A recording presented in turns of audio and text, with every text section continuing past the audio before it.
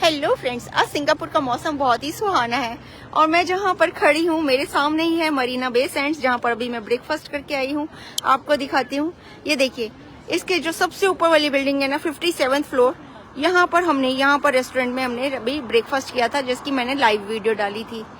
और यहाँ पर दिखाई दे रहा है ये सिंगापुर का व्हील।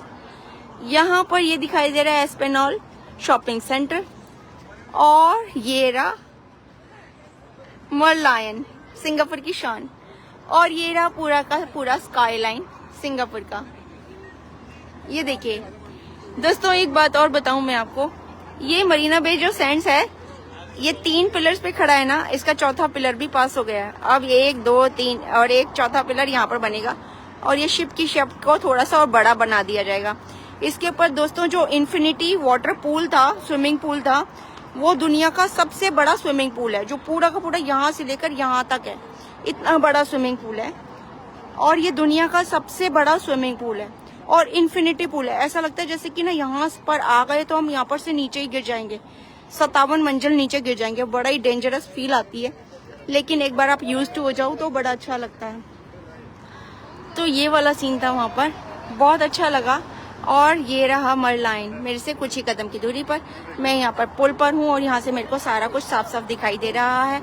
ये सिंगापुर की नदी है और इसमें शिप्स चल रहे हैं। वो देखिए, वो शिप चल रहा है। आप इसमें शिप में बैठकर भी क्रूज का मजा ले सकते हैं।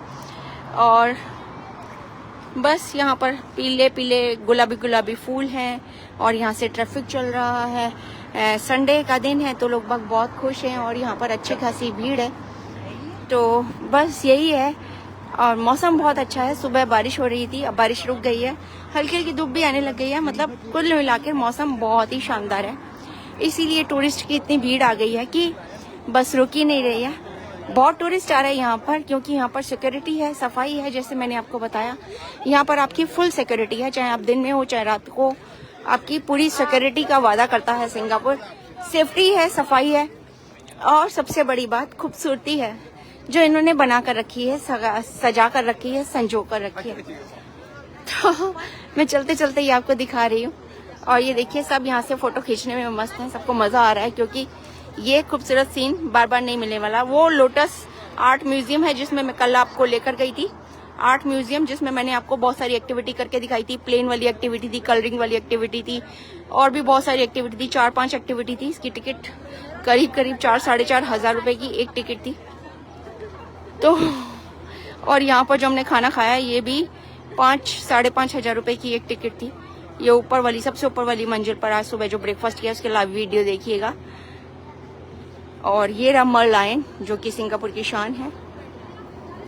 चलिए, आपको कैसा लग रहा है ये सब देखकर? कुछ समझ में आ रहा हो तो बताइएगा, क्योंकि ये सारी कंट्रीज मैं आपको इसलिए दिखाती और घुमाती हूँ क्योंकि हमें इनसे बहुत कुछ सीखने को मिलता है।